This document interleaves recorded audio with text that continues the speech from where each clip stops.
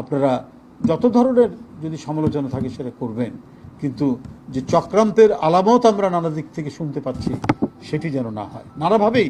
শুধু কোনো আমি বিশেষ রাজনৈতিক দল বলে বলছি না, আমি আশা করি আজকে যারা সরকারে যারা রয়েছেন তারা তো আছেন, যারা বিরোধী দলে দায়িত্ব পালন করছেন তারা দায়িত্বশীল ভূমিকা পালন করবেন। সমালোচনা করবেন, নিশ্চয়ই সরকারের সমালোচনা করতে পারেন, কনস্ট্রাকটিভ সমালোচনা করতে পারেন, ভুল ধরিয়ে দিতে পারেন, কিন্তু যদি কোনো বৃহত্তর মানে চক্রান্তের নীল নকশার অংশ হন তাহলে সেটি হবে দেশের জন্য, রাষ্ট্রের জন্য বিপজ্জনক। বরং যে গণতন্ত্রের ধারা দীর্ঘ সংগ্রাম এবং ফ্যাসিবাদের বিরুদ্ধে লড়াইয়ের মধ্যে দিয়ে অনেক আত্মহতি এবং রক্তপাতের মধ্যে দিয়ে যেটি গড়ে উঠেছে সেটিকে আমাদের চলতে দিতে হবে, যেটাভাবে সবলভাবে চলতে পারে, তেজোদ্দীপ্তভাবে চলতে পারে, এবং আমরা যাতে সমস্ত গণতান্ত্রিক প্রতিষ্ঠানগুলোকে আমরা দৃঢ় এবং শক্তিশালী করতে পারি, যেখানে আর কোনো প্রশ্ন উঠতে পারে না। এদেশে প্রতিটি নির্বাচন হবে অবাধ সুষ্ঠু নির্বাচন, সেই ক্ষেত্রে নির্বাচন কমিশন একটি শক্তিশালী গণতান্ত্রিক প্রতিষ্ঠান।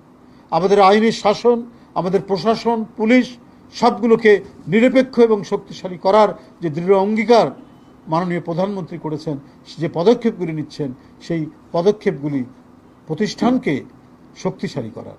তো সুতরাং এই কাঠামোর মধ্যে থেকেই আমাদের সবাইকে কাজ করতে হবে, যাতে কেউ যাতে ভিকটিম না হতে পারে। এটাই তো একটি গণতান্ত্রিক সরকারের মূল দায়িত্ব, মূল কাজ। সেই কাজকে যেটি করে যাচ্ছেন অঙ্গীকার অনুযায়ী বিএনপির সরকার, তারেক রহমানের সরকার, সেটিকে রেখে তার সাথে সামঞ্জস্য রেখে আপনারা যত ধরনের যদি সমালোচনা থাকে সেটা করবেন, কিন্তু যে চক্রান্তের আলামত আমরা নানা দিক থেকে শুনতে পাচ্ছি সেটি যেন না হয় নানাভাবেই। শুধু কোনো আমি বিশেষ রাজনৈতিক দল বলে বলছি না, আরও নানাভাবে পরাজিত শক্তি বিভিন্নভাবে তারা তাদের ক্রিয়াকর্ম করে যাচ্ছেন চক্রান্তমূলকভাবে, নানা হুঙ্কার দিচ্ছেন, নানা কথাবার্তা বলছেন। তো সেগুলো সম্পর্কে জনগণ সচেতন এবং গণতান্ত্রিক শক্তি সচেতন। অতীতের অনেক সময়ের যে আইন শৃঙ্খলার পরিস্থিতি আমি বলবো যে অনেক ভালো, কারণ এখানে খুব ক্লোজ মনিটরিং, খুব সকাল সন্ধ্যা দৃষ্টি নিবদ্ধ রয়েছে বলেই করতে পারে। এই আইন শৃঙ্খলার পরিস্থিতি একটা মোটামুটি একটি পর্যায়ে। হ্যাঁ, আমি তো বলেছি যে একটি রাষ্ট্র সমাজে তো সবাই ফেরেস্তা হয়ে যাবে না। একজন রাষ্ট্রনায়ক মার্কিন যুক্তরাষ্ট্রের একটা রাষ্ট্রনায়ক উদ্ধৃতি দিয়ে বলেছে, কিন্তু আপনি দেখুন এর আগে কি ভয়াবহ যানজট হয়েছে, কি ভয়াবহ আপনার কি বলে যে আইন শৃঙ্খলা পরিস্থিতির অবনতি হয়েছে, কিভাবে এই গরুর হাটগুলোতে চাঁদাবাজি এবং নানা ধরনের সন্ত্রাসীমূলক কর্মকাণ্ড হয়েছে। কিন্তু এবারে শক্ত হাতে সেগুলোকে দমন করা হয়েছে, শক্ত হাতে কোনো চাঁদাবাজি সেখানে হতে দেওয়া হয়নি, এবং সরকারের অত্যন্ত দৃঢ় হস্তক্ষেপ ছিল বলেই আপনার যানজট প্রলম্বিত হতে পারেনি, যানজট তেমন টেকসই করতে পারেনি। অল্প কিছু সময় হওয়ার পরই সেটা আপনার যানজট নিরসন হয়ে গেছে। ফলে এবারে কেউ আপনি শোনেননি, কোনো খবরের কাগজ বা গণমাধ্যমে শুনিনি যে ঈদের দিন সকালে গিয়ে বাস গিয়ে পৌঁছেছে। সবাই নির্দিষ্ট সময়ে তাদের গ্রামের বাড়িতে পৌঁছেছেন এবং সকালে তারা ঈদের নামাজ পড়ে যে কোরবানি দেওয়ার সেই কোরবানি তারা দিয়েছেন, এটাই আমরা জেনেছি। তো সুতরাং একেবারে শতকরা 100% আইন শৃঙ্খলা পরিস্থিতি হবে, একেবারে কি বলবো যে এটা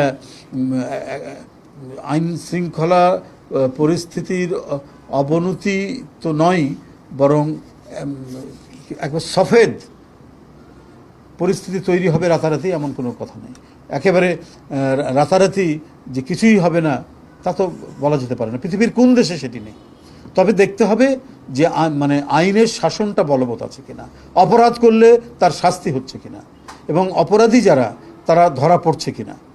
হয়তো অনেকেই সহজে ধরা পড়ে না, কিন্তু তার বিরুদ্ধে সরকারি যন্ত্র, আইন শৃঙ্খলা বাহিনী যারা আছে তারা সদা তৎপর রয়েছে কিনা। আপনারা খেয়াল করবেন, কালকে কোরবানির বর্জ্য পরিষ্কারের 2টি সিটি কর্পোরেশন যে দারুণভাবে কাজ করেছে, এবং বিকেলের মধ্যে, বিকেল কি আমি দেখেছি 1টা-2টার মধ্যে সিটি কর্পোরেশনের ট্রাকগুলো বিভিন্ন পাড়ায় মহল্লায় ঢুকে মেইন রোডের ধার দিয়ে যেখানে কোরবানি হয়েছে সেই বর্জ্যগুলো তারা তুলে নিয়ে গিয়ে সেখান থেকে অপসারণ করেছে।